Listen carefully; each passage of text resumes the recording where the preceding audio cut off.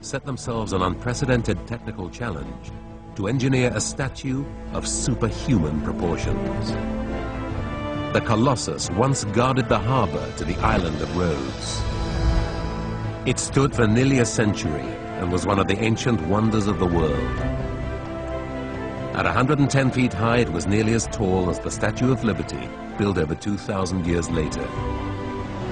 The story of the Colossus began in 305 BC, when a powerful enemy fleet began a year-long siege of the small island of Rhodes.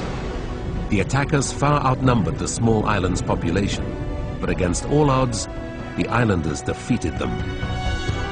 To celebrate their surprising victory, the Rhodians decided to build a giant bronze statue of their sun god, Helios. A local sculptor, Hares of Lindos, was given the challenge of building a statue nearly twice as tall as any ever built. Construction took 12 long years of hard labor and 200 tons of bronze. To begin, the architect, Hares, had to work out where best to build the statue.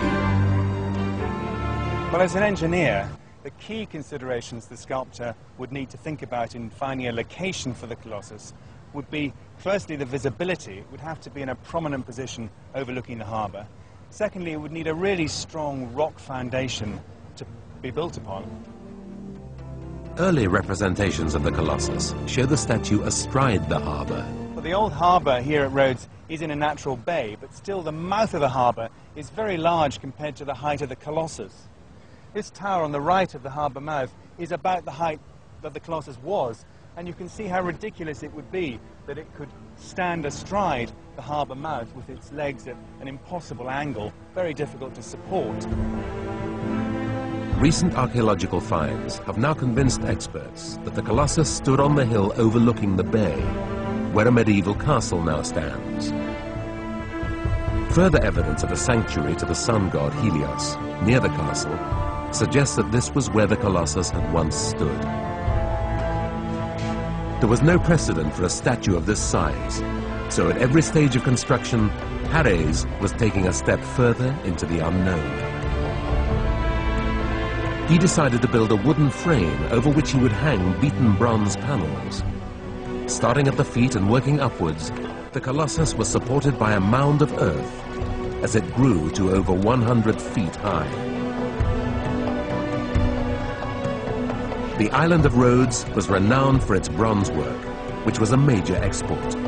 But because the Colossus was so large, the entire casting pit could only make one small section at a time. We have evidence from around the time that the Colossus was built that the Rhodians were experts in bronze work.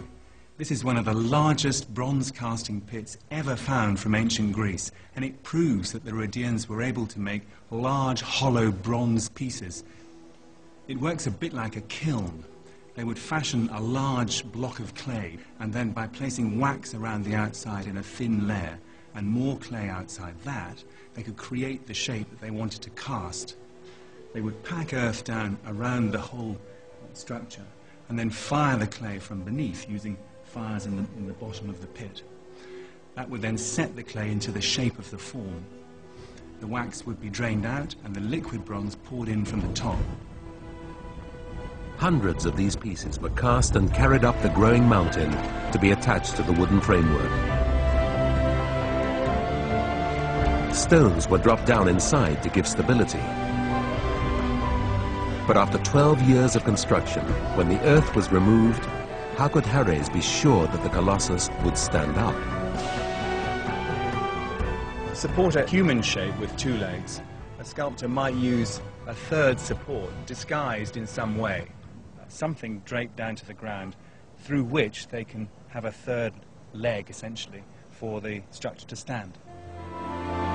Whatever technique he used, Hares' masterpiece withstood the elements for nearly 60 years. But in 224 BC, there occurred one natural force the Colossus could not survive.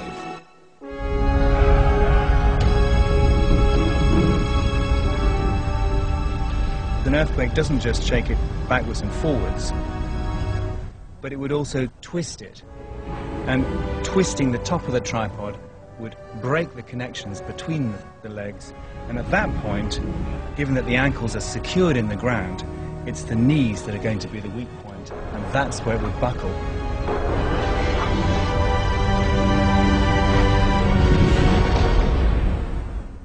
The people of Rhodes consulted an oracle, which warned that to rebuild the Colossus would bring them misfortune.